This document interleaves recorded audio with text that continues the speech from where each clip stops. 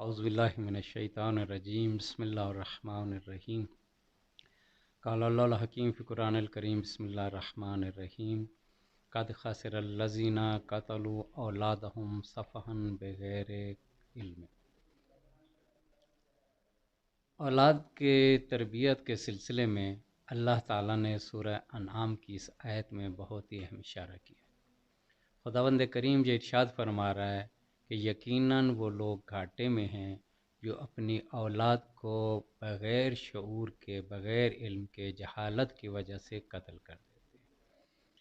اس آیت میں یقیناً یہ مراد نہیں ہوگا کہ وہ لوگ جو چاقو سے اپنی بچوں کا گلا کاٹ دیتے ہیں یا زہر دے کے ہلاک کر دیتے ہیں یا کسی اور صورت میں قتل کر دیتے ہیں، کیونکہ جب ہم معاشرے میں دیکھتے ہیں تو بہت کم ایسے لوگ نظر آتے ہیں جنہوں نے اس طرح اپنی اولاد کو قتل کیا ہو۔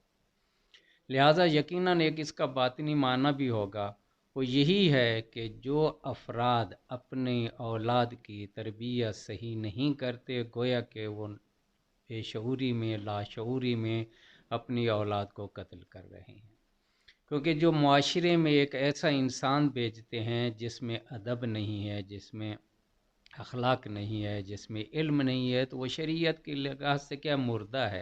جیسا کہ قرآن کریم میں خداوند کریم کہتا ہے کہ ہم نے زندہ سے مردہ کو نکالا اور مردہ سے زندہ کو نکالا۔ اس کی بعض لوگوں نے یہی تفسیر کی ہے کہ مردہ سے مراد یہ ہے کہ جو بے دین افراد ہے، وہ دیندار کے گھر میں پیدا ہو گیا ہے، اور بعض اوقات کیا ہے، بے دین کے گھر میں دیندار پیدا ہو جاتا ہے۔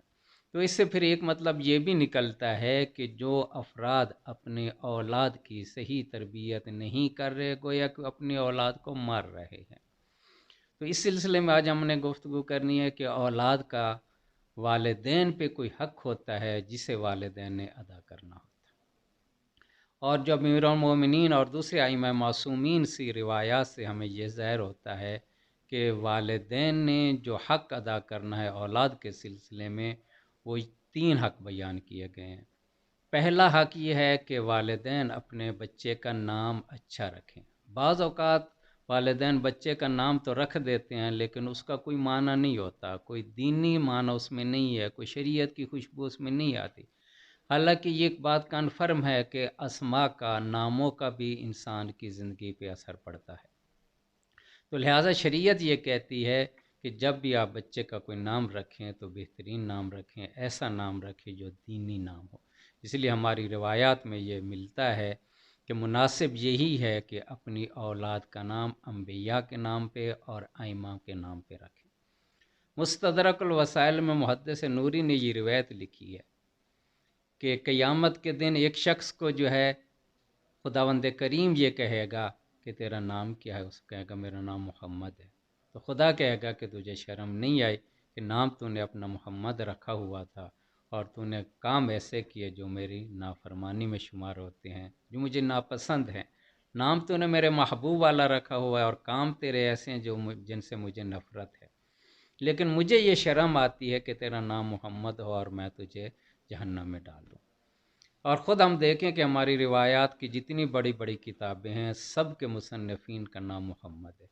اس لیے روایات سے یہ ظاہر ہوتا ہے کہ محمد کے نام میں بہت بڑی برکت ہے۔ لہٰذا ہم اپنے بچوں کے نام انبیاء کے نام پہ رکھیں اور ائمہ کے نام پہ رکھیں۔ تو پہلا حق جو ہے جو والدین پہ ہے وہ یہ ہے کہ اپنے بچے کا نام صحیح رکھیں۔ دوسرا حق جو ہے وہ یہ ہے کہ ادب سکھائیں۔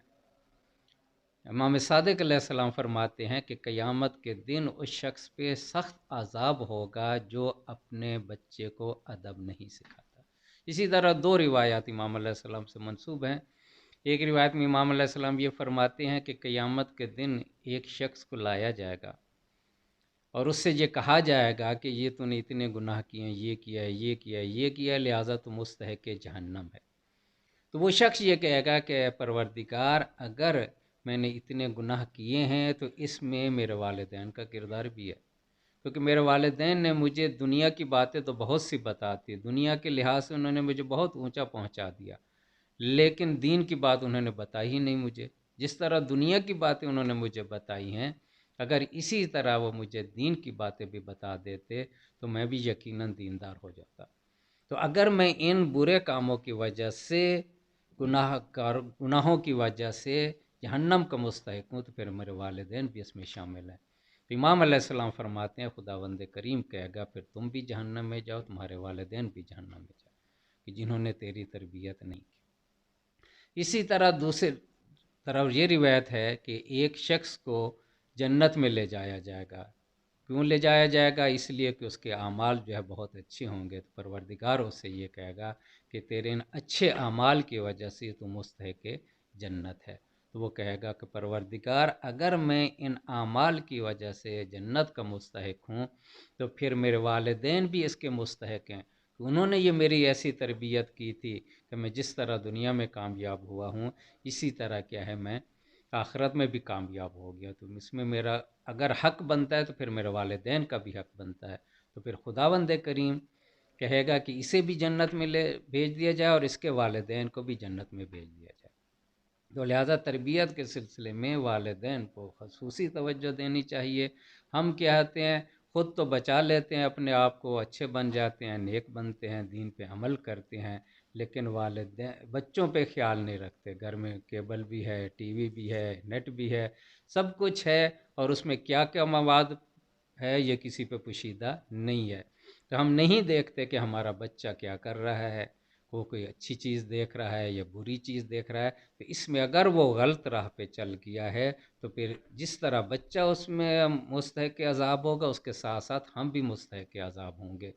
تو یہ اس پہ نگاہ رکھنی چاہیے کہ ہمارا بچہ کیسی تربیت حاصل کر رہا ہے، کیونکہ صرف خود اچھا ہو جانا اور اپنی اولاد کو ان کے حال پہ چھوڑ دینا یہ کافی نہیں ہے۔ سورہ تحریم میں خداوند کریم یہ فرماتا ہے، یا ایھا الذین آمنوا قوا انفسکم واہلیکم، اے صاحبان ایمان خود بھی بچو اور اپنی اولاد کو بھی بچاؤ، کس سے؟ اس آگ سے جس کا ایندھن انسان اور پتھر ہیں، یعنی اتنی سخت آگ ہے، ظاہراً جہنم کی طرف اشارہ ہے۔ اللہ یہ کہہ رہا ہے کہ خود کو بچا لینا کافی نہیں ہے، بلکہ کیا ہے، اپنے ساتھ ساتھ اپنے گھر والوں کو بھی بچاؤ۔